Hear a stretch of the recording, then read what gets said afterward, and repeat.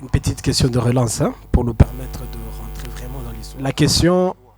La question, il y a eu amélioration quand on a autorisé à d'autres personnes de fonder ou de former leur parti politique, ou c'était la cacophonie totale en quittant le parti unique. Je souhaiterais qu'on évolue comme ça jusqu'à ce qu'on va arriver à poser la question de savoir est-ce que après Mobutu il y a eu amélioration de la situation du Congolais ou comment? Merci beaucoup. Effectivement, ce que j'ai dit, j'ai tracé un tableau, je dirais noir, mais ce n'est pas un tableau désespéré. J'ai montré que nous avons vécu toujours des situations incroyables et nous avons tenu. Et le monde a compté de nous déjà après Léopold II. Après Léopold, il était même encore en vie, Léopold II. Après la Première Guerre mondiale, on reconnaît que si les Alliés ont gagné la Première Guerre mondiale, c'est notamment grâce au Congo, au peuple congolais et aux ressources naturelles du Congo. La Deuxième Guerre mondiale démarre. Je voudrais vous rappeler qu'au moment où nous sommes, où la force publique congolaise a adhéré à l'alliance contre l'Allemagne, l'Italie, le Japon, etc., la Belgique pratiquement n'existait plus. La Belgique était réduite juste à un petit village. Il restait, selon certains, 3 000, 4 000 soldats belges qui étaient derrière un pont et qui continuaient on ne dirait pas qu'ils résistaient parce que les Allemands ne s'en occupaient même plus. Ils avaient tout pris. Ces bons hommes-là ont continué à tirer. Et les Allemands, probablement, se sont dit, mais ça, et ils ont continué, ils les ont laissés tomber. Ils étaient moins de 6 000 qui restaient encore. C'est l'armée congolaise, c'est les Congolais, bien sûr commandés par des Belges, je le reconnais, qui sont allés sauver la Belgique. N'est-ce pas? Donc nous ne sommes pas absolument perdus. Et pendant la guerre, tout le monde aujourd'hui, quand vous lisez tout ce qui s'écrit, toutes les archives qu'on a pu maintenant montrer au public, pendant la guerre, le Congo a joué un très grand rôle sur le plan économique pour nourrir les soldats, pour produire des produits pharmaceutiques.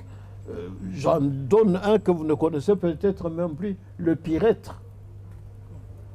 Le monde a eu besoin à cette époque-là du pyrètre pour traiter les soldats qui allaient partout à gauche et à droite, qui étaient piqués par les moustiques, piqués par les poules, les fourmis, etc. Le médicament, le remède miracle, c'était le pyrètre. C'est une plantule, je ne sais même plus, je ne la vois même plus, n'est-ce pas, qui existait au Congo, qu'on exploitait, on traitait, on extrayait de là une poudre, et c'est avec cette poudre qu'on se soignait. Le DTT est venu après. Pendant presque toute la guerre, c'est le pyrètre qu'on a utilisé. La guerre finie, on a supprimé le pyrètre. Nous avions des champs de pyrètre partout, parce que le monde en avait besoin. Le quinquina, nous avons commencé le champ de quinquina ici, qui venait d'Asie, c'est vrai, de ce côté-là. Mais pendant la guerre, pour que les Européens, les Américains qui partaient se battre soient soignés. C'est vrai, les Américains avaient le quinquina, ils en avaient beaucoup chez eux, en Amérique latine. Mais il a fallu aussi le quinquina du Congo. C'est pour ça que nous avons eu une pharmakina. Et on a eu d'autres entreprises traitant le quinquina à cette époque-là. Alors, votre question, vous vous demandiez si 1, 2, 3. Savoir si la période de Mobutu, oui. Après Mobutu, oui. Quand il y a eu multipartisme, est-ce qu'il y a eu amélioration de la condition de vie du Congolais? D'accord. Je vais résumer alors rapidement cette période où nous sortons de la Deuxième Guerre mondiale et nous évoluons spécialement de 1950 à 1959.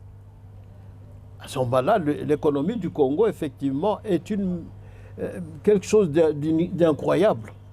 Vous savez que l'uranium avec lequel les Américains ont fabriqué la bombe atomique, dont nous sommes gênés parce qu'elle a servi à tuer beaucoup de gens, parce qu'il y a un peuple dans le monde qu'on a pilonné avec cette bombe atomique. Mais il y a des gens réalistes. Depuis lors, ils semblent avoir oublié et ils collaborent avec nous. N'est-ce pas? Le Japonais a été pilonné au moyen de cette bombe. On en a largué 2 sur le Japon, n'est-ce pas? Et après la guerre, les Américains ont dit, c'est grâce à vous que l'Amérique a pu gagner. Et l'Amérique a voulu nous payer. Mais le Congo étant ce qu'il est, c'est la Belgique qui a reçu le prix. N'est-ce pas? Le réacteur atomique qui fonctionne encore aujourd'hui en Belgique a été donné à la Belgique pour récompenser la Belgique d'avoir mis à la disposition du monde, et spécialement des Américains, les produits congolais. Moi, en 62, aux États-Unis, j'ai eu la chance de manger avec un matelot, un général américain qui a fait la Deuxième Guerre mondiale et qui nous expliquait comment il venait avec son bateau jusqu'à Matadi. Il dit, je connais Matadi, monsieur. Quand on m'a dit que vous êtes des Congolais, j'ai décidé. Il était retraité. Mais bon, chez un général retraité, hein, il nous a nourris. Nous étions 30 étudiants. Et il a demandé à l'hôtel, au restaurant, servez à ces messieurs. Alors il dit, je les ai entendus parler français. Et je me suis renseigné, on m'a dit que vous êtes Congolais. Alors il dit, moi je suis retraité de la Deuxième Guerre mondiale, je suis tout à fait à l'aise, je veux vous nourrir. Je prends en charge votre logement dans l'hôtel et votre restauration. N'est-ce pas? Et il nous a dit, pendant toute la guerre, j'allais régulièrement jusqu'à Matadi pour prendre des produits congolais et les amener en Amérique pour le traitement, etc. Votre pays, c'est quelque chose qu'on ne peut pas oublier. Même si on nous oublie aujourd'hui. Je vous pose la question, est-ce qu'on nous a oubliés? On a oublié les hommes, on n'a pas oublié le matériel congolais. Les ressources naturelles du Congo. J'étais récemment, tiens, aujourd'hui on m'a dit que le Congo aurait proclamé que pas le VIH, le Covid n'existe plus. Est-ce que c'est vrai que quelqu'un a dit ça? Ebola. Non, non. Moi je crois que c'était Ebola. Mais même Ebola, il dit ça alors que juste à côté de nous, en Ouganda, ils sont complètement écrasés par Ebola. Or, Ebola, quand il commence dans un pays, il faut s'attendre à ce que les pays voisins attrapent. Il n'est pas exclu que demain, M. Museveni nous renvoie notre Ebola. Alors, à le proclamer que c'est fini, moi je dis que c'est vraiment incroyable. Alors, donc, je parlais de cette période de la Deuxième Guerre mondiale, comment on en est sorti, un des grands pays. Quand vous lisez maintenant les chroniques et tout ça, vous constatez que les Américains ont gardé ça, les Européens ont gardé ça. Notre pays a été un facteur déterminant en faveur de l'humanité contre la Deuxième Guerre mondiale, etc. Même si nous, on nous oublie. Mais bon, le monde est ainsi fait. Hein. Si quelqu'un s'oublie, le reste du monde l'oublie aussi. N'est-ce pas? Alors, Mobutu, pour moi, Mobutu n'est qu'un épisode dans notre histoire. Léopold II s'est fait ce qu'il a fait. Nous avons été un pays formidable sous Léopold II. Il faut le dire. Les hommes ont été négligés, mais le pays a été quelque chose d'une très grande valeur pour l'humanité. À la colonie, vous lisez, maintenant la littérature est sur Internet. tous les documents qu'on nous cachait sont sur Internet. Nous savions, je me souviens du père Defour, quand il est venu tout jeune, brillant, et il nous disait, votre pays, notre pays, le Congo, moi j'ai appris Chinkolo, etc., grâce au père Defour quand il arrivait tout jeune, n'est-ce pas? Et c'était ça le Congo. Quand Mobutu prend la situation, il prend une situation terrible, elle était terrible. Je vous conseille, quels sont ceux qui travaillent avec M. Keynes, ou Keynes, je ne sais pas, Eric Keynes, n'est-ce pas? Lisez son livre. Il a écrit un livre qui tourne autour du vieux Kabila, Macky Sall, etc. Mais lisez bien, vous allez voir. Nous sommes un grand pays. Et sous Mobutu, on a été grand. Mobutu a été reçu partout avec énormément de respect. Il était assez réaliste. J'ai beaucoup voyagé avec lui dans le monde, dans une partie du monde au moins. Et j'aimais bien son réalisme. Quand on va, les honneurs et tout ça, vous voyez Mobutu raide, comme un Anglais, tout ça. Quand on rentre, on analyse, parce que c'était comme ça avec lui. Vous rentrez à l'hôtel et vous analysez la journée. Et chaque fois, il m'a frappé parce que chaque fois, il disait, vous avez vu ça? Attention, ils se moquent de nous, ces gens. Tout ce qu'ils ont fait là, grand et tout ça, c'est pas nous qu'ils ont honoré, c'est notre pays, ce sont nos ressources naturelles. C'est pas pour nous, c'est pour les pierres que nous avons, les arbres que nous avons, etc. J'ai aimé ça. Mais à travers cela, d'abord parce que c'est vrai, il était réaliste, il savait qu'on se moquait de lui. Mais il disait, continuons, continuons, n'est-ce pas? Il a été grand. Le Congo a paru grand. Quand vous voyez les images, ceux qui ne les ont pas encore vues, je leur conseille, quand il y en a, regardez bien. Regardez bien. La première fois dans l'histoire de l'humanité où l'empereur du Japon, a quitté le palais pour aller saluer un chef d'État. C'est Mobutu qui a été salué. Et je sais que les Américains ont posé un gros problème.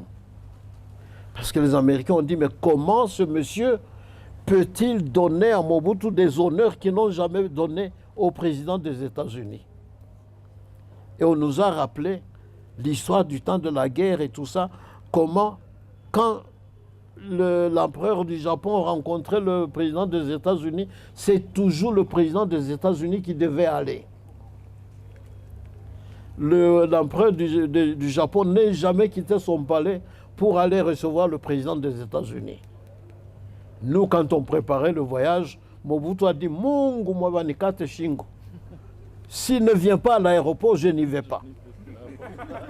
Les Japonais se sont mobilisés, ils ont fini par convaincre l'empereur.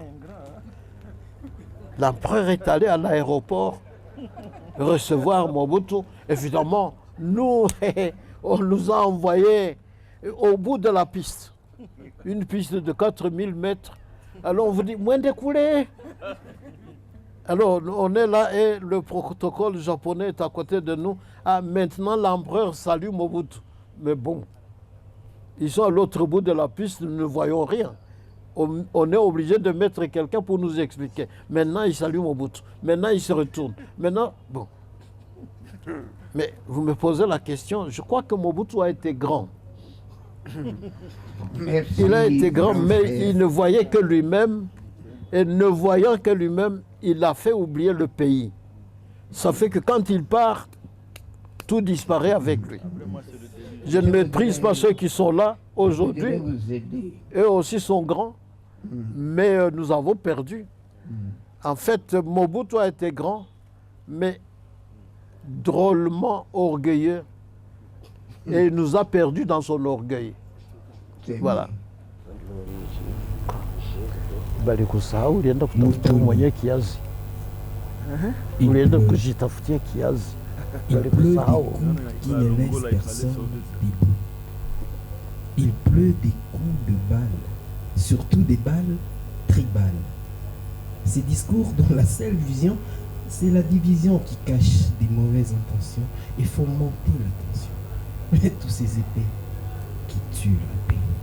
Arrêtez, s'il vous plaît, de remuer les couteaux dans la plaie. Moutoni, il pleut.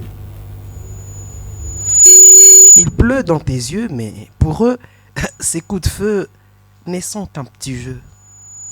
Violence, silence, vengeance. Quelle mauvaise danse. À mon avis, ça n'a pas de sens, j'y pense.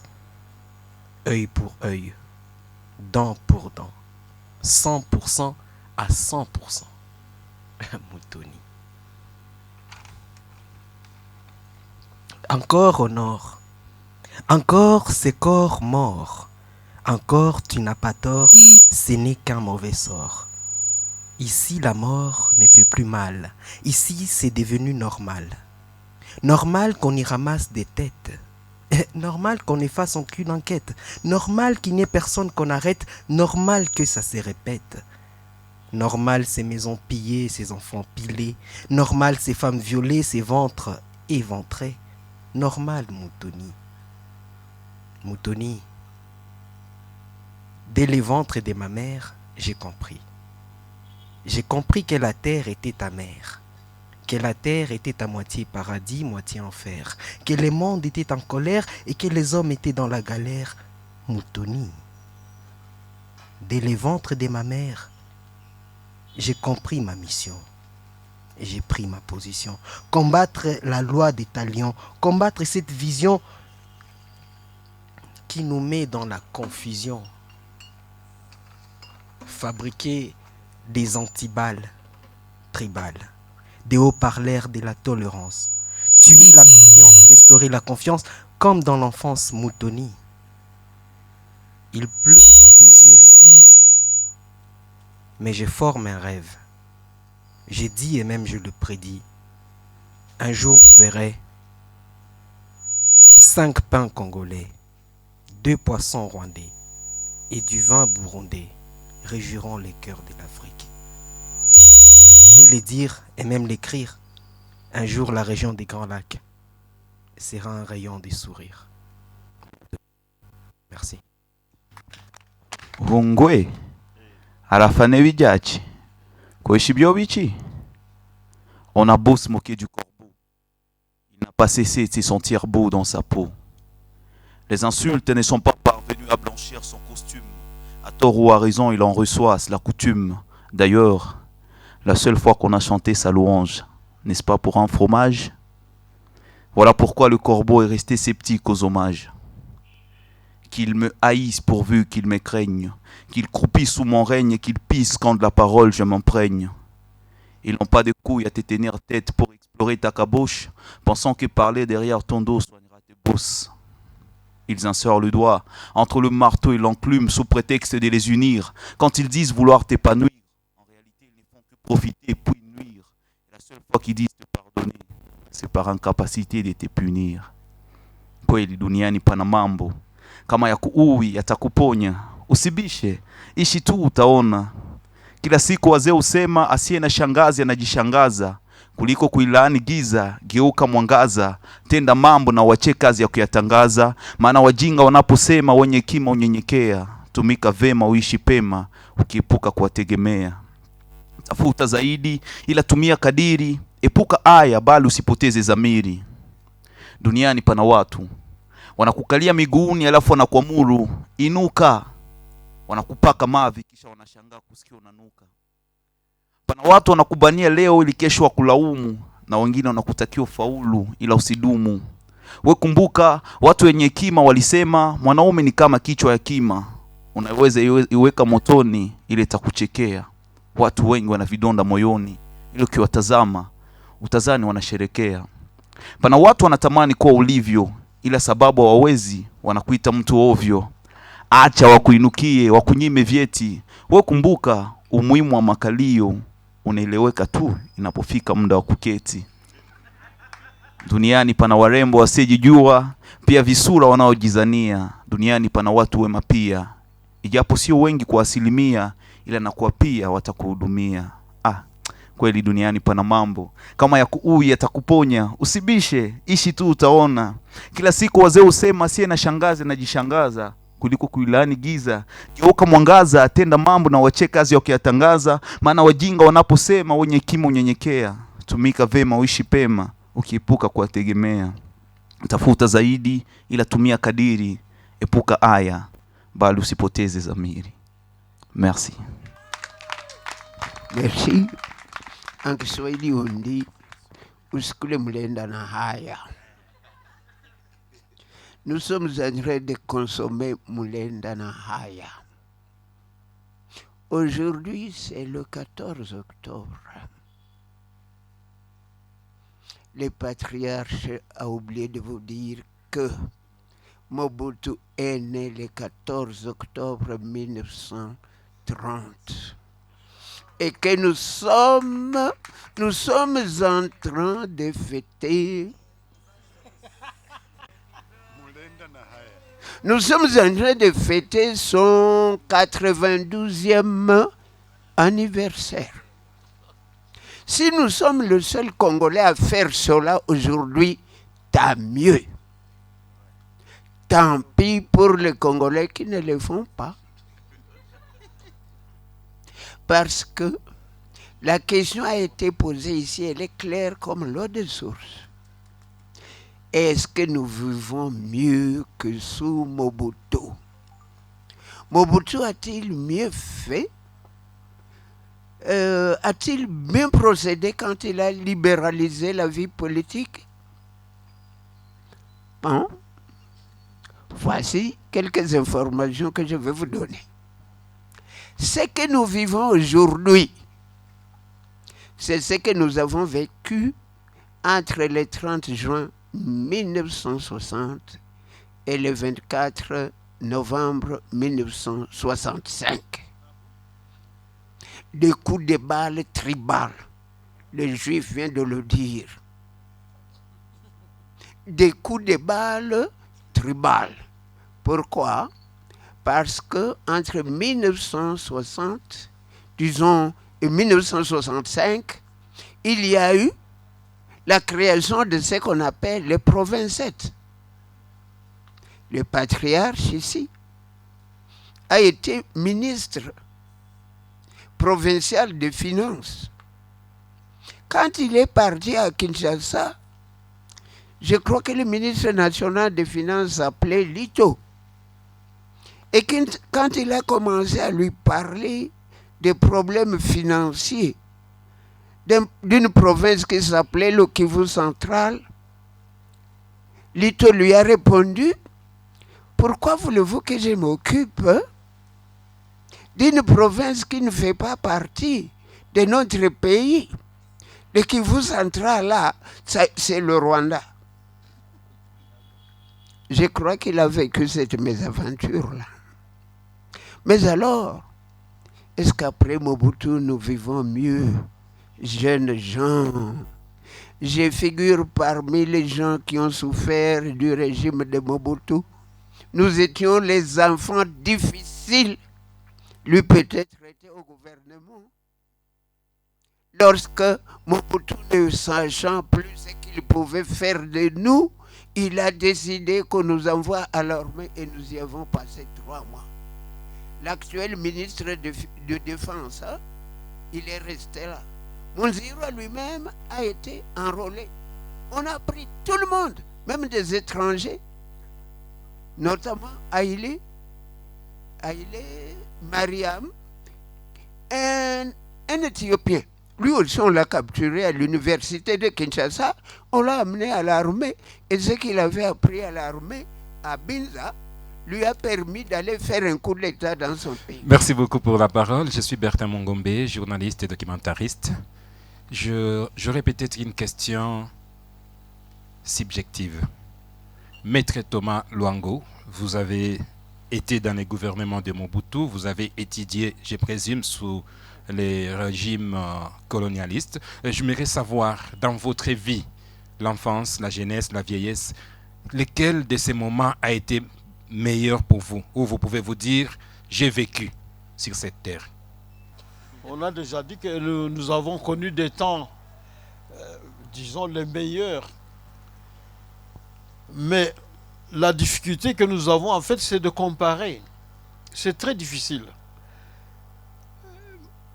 Mon école primaire, je l'ai fait. Mes parents n'ont jamais payé un seul vêtement. C'est vrai, je ne portais pas des souliers. Ça n'était pas permis. Hein? Alors, quand on était un peu malin, d'abord, pendant X temps, nous n'avions pas de vacances en famille. Nous étions séminaristes. On passait les vacances à la paroisse. À une paroisse, on décidait, vous êtes de, je sais pas moi, de Nyakariba, vous allez passer vos vacances à Kalole. C'était comme ça. Mais quand vous étiez chez vous, vous dites à la maman, parce que le papa ne se laissait pas faire. Vous dites, papa, je vais porter une paire de souliers. Le papa vous dit, ah bon? Bah, takufukuza kumasomo. Siku wastasikia sema ulivalaka kiato, masomo inaisha. C'était clair. Mais on disait à la maman, parce que la maman, à un moment donné, même si elle-même ne portait pas de souliers, mais elle voulait bien que son enfant essaye pour voir ce que c'est porter un soulier. N'est-ce pas? Moi, j'ai porté la première fois une paire de souliers parce que j'étais malade. Parce que je ne pouvais plus mettre les pieds par terre et tout ça. Évidemment, ça a été encore une autre pénitence de marcher avec des souliers. Un truc inattendu, et vous devez apprendre à marcher avec ça. Alors, je ne sais pas si ce sont les plaies que j'avais ou les souliers qui me faisaient mal. En tout cas, c'était comme ça. Mais c'était un temps heureux. Comme je vous dis, mes parents n'ont jamais payé de vêtements pour moi pendant que j'étais à l'école. Surtout au séminaire. À l'école primaire, bon, mais à l'école primaire, par exemple, nous recevions des prix suivant vos mérites en classe, aux examens notamment, ou suivant vos mérites dans le jeu, le football, etc. C'était le football à cette occasion, à cette époque. Nous ne connaissions pas les autres jeux. Le noir ne pouvait pas jouer au tennis, c'était impensable, n'est-ce pas? Ou alors parce que vous aviez été un bon élève, un bon écolier, à la fin de l'année, à la proclamation, les bons sortaient de la classe avec des vêtements, des cahiers, etc. Nous vivions les études, nous les faisions aux frais de l'école. En secondaire, là évidemment nous étions au séminaire et là c'est le séminaire qui prend tout en charge. Moi je dois vous dire que quand j'ai entendu que les séminaristes payaient, ça m'a un peu bouleversé.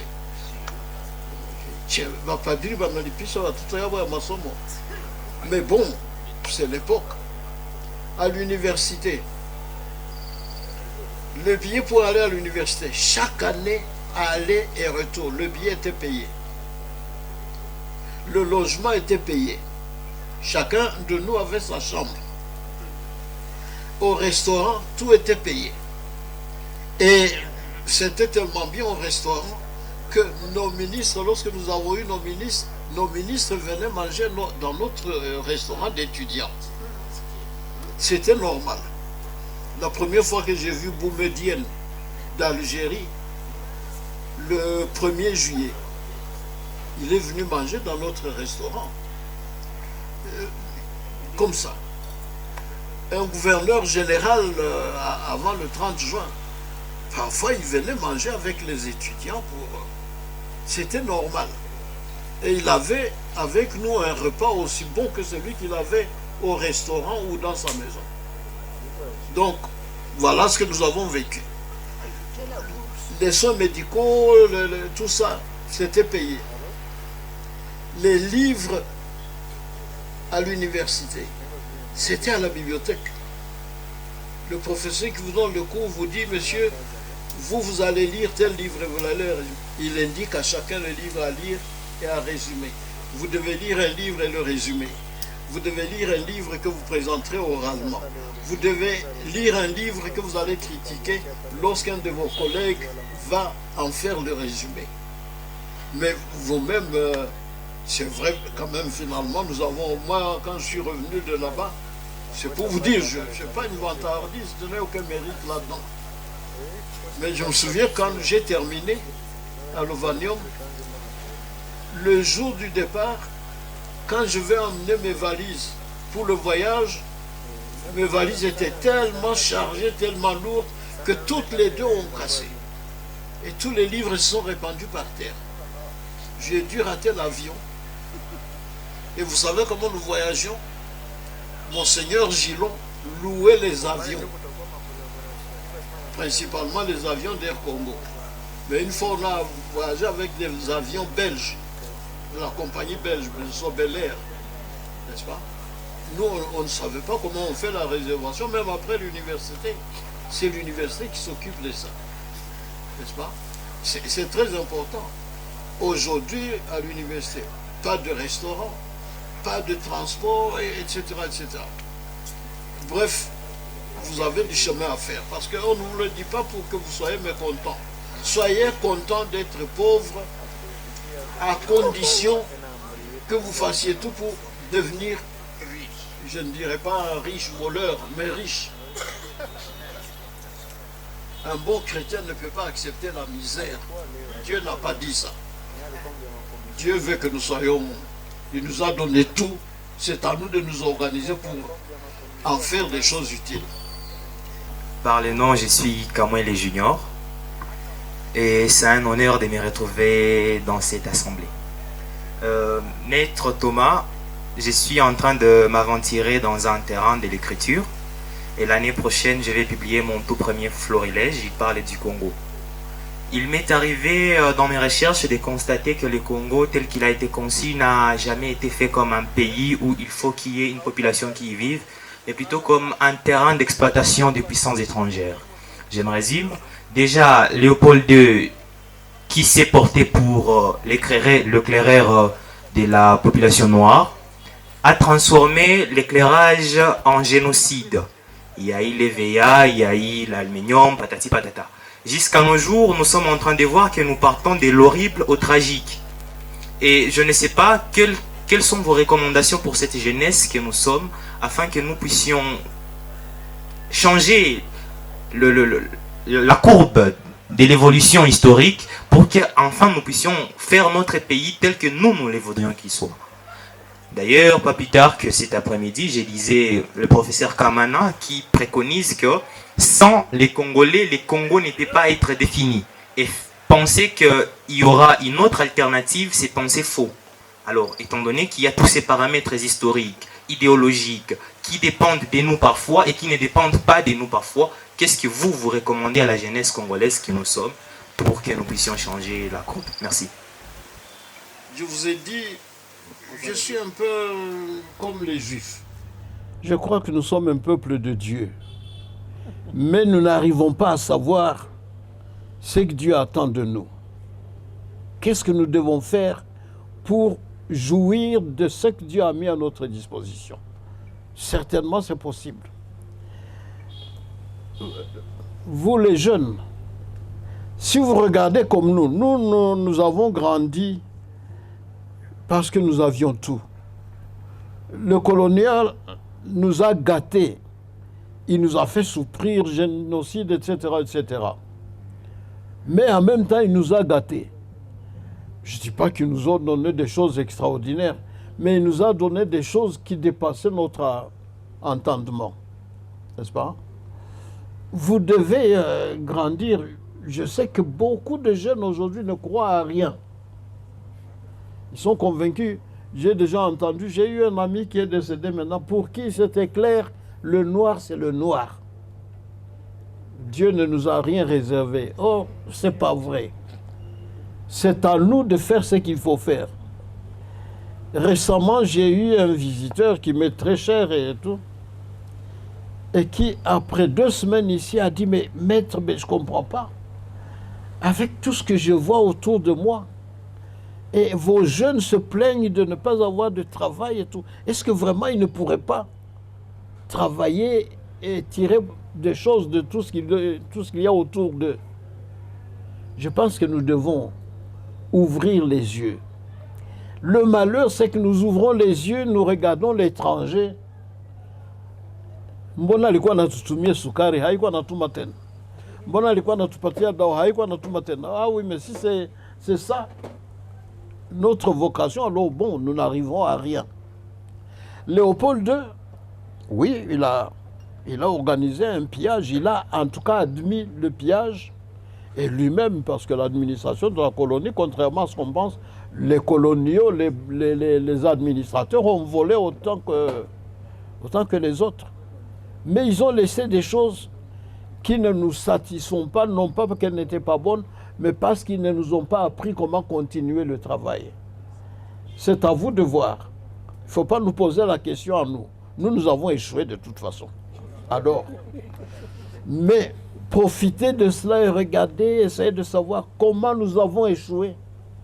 Et faites mieux. C'est possible. Je vous dis, un Mobutu a fait mieux. Son erreur, c'est d'avoir, à un moment donné, considéré qu'il n'y a que sa personne qui compte, et donc avoir tout fait pour son service. Mais vous n'êtes pas là, vous avez la liberté d'entreprendre. Ne vous trompez pas, on ne vous laisse pas entreprendre comme vous voulez. Hein? Je vois un roi des Belges qui passe ici, et on me dit, j'ai été bouleversé d'apprendre que le gouverneur a dû aller saluer le roi des Belges à l'aéroport. Il est encore allé saluer, je ne sais plus qui a suivi après. Mais ça, c'est formidable. Comment le Congolais accepte ça? J'avoue, moi j'ai vécu un régime, c'est vrai, j'étais dans le gouvernement, comme vous avez dit, mais je ne me serais jamais imaginé de quitter mon bureau pour aller recevoir quelqu'un. On me dit, tiens, j'en ai reçu. Le roi Baudouin, je l'ai reçu. N'est-ce pas? Quand il est venu ici en 70, j'étais ministre de l'économie et j'ai dû l'accompagner à travers tout le Congo avec le président Mobutu. Mais c'est moi, j'avais reçu mission de m'occuper de lui. De faire en sorte qu'il parte du Congo en se disant, tiens, le Congolais existe. Les Congolais réfléchissent. Oui, c'est important. Aujourd'hui, la tendance, je vois, oh, c'est comme ça. C'est foutu et tout ça. Maintenant, ce que nous produisons, nos enfants qui meurent dans la forêt, parce qu'ils ont creusé, et le trou même qu'ils ont creusé les recouvre. Il y a des martyrs dans le pays. Qu'est-ce que nous faisons pour que ces gens, après avoir creusé, tirent profit de ce qu'ils ont creusé? Bien sûr, je vous dis, des difficultés, nous en avons. C'est sûr que le Congo est surveillé, que le Congolais est surveillé. Que devons-nous faire pour ne pas rester sous surveillance? Cette surveillance, vous dites, Léopold II, mais Léopold II a gratté le sol. Il n'a rien pris, Léopold II, quand vous regardez bien. Rien. C'est après lui qu'on a commencé à creuser. Et quand on creuse, l'Union minière creuse, etc. Quand les Japonais arrivent, les Japonais vont prendre certaines mines que les Belges avaient apparemment abandonnées. On apprendra qu'en fait, ils ne les avaient pas abandonnées. Ils s'étaient dit, tiens, laissons d'abord ça. Travaillons sur le reste. Quand nous serons mieux équipés, mieux installés, etc., nous reviendrons. Vous avez un cas tout près d'ici. La colline de... Quelle est la colline pleine d'or dans les environs d'ici? Dans une chefferie. Il y a même une chefferie. La colline de Twangiza. Non, non. La colline de Twangiza. Twangiza Luinja. Oui, Twangiza Luinja. Ça s'appelle Mbwega. Oui. Mais cette colline, nous passions par là chaque année 2 fois pour aller au séminaire et revenir. Et on voyait cette colline complètement, mais elle était toujours gardée. Quand on a finalement eu accès aux documents, on s'est rendu compte que les Belges avaient dit ça, cette colline est formidable. Au lieu de travailler dedans avec les petits moyens que nous avons pour le moment, attendons le jour où le Congo belge aura tous les moyens techniques comme les Américains, etc. À ce moment-là, nous allons creuser. Voilà. C'est une façon. Les Américains aussi ont des gisements qu'ils ont fermés parce qu'ils ont dit, nous allons d'abord exploiter ce qu'il y a dans le monde. Quand on aura épuisé tout ce qu'il y a dans le reste du monde, nous reviendrons chez nous à ce moment-là, ce sera utile. Voilà. Mais nous, je disais hier à quelqu'un, quand on a dit confinement, il y a le virus confiné. Vous ne bougez plus, vous ne voyagez plus. Plus d'avions, plus rien. Les avions ont continué à nous survoler. Qu'est-ce qu'ils faisaient? Qu'est-ce qui les faisait courir? Ils n'ont pas eu peur du virus. Ils ont continué à aller dans nos forêts et s'en aller. Quand on l'apprend, c'est quand un avion tombe. Bon, il y en a un qui est tombé, oui. Zilikuwa zinaenda kule, oui. Oui, n'est-ce pas? Je pense que nous devons tout simplement ouvrir les yeux. Votre génération a encore le temps. Nous avons échoué, j'ai dit, mais parce que c'est vrai, nous avons cru que le monde allait de soi. Les Belges nous ont fait croire que le monde allait de soi. Nous n'avons qu'à attendre et manger et boire. On fait le nécessaire pour nous. Vous devez maintenant changer cette perspective. Vous pouvez faire beaucoup de choses. Voilà, merci.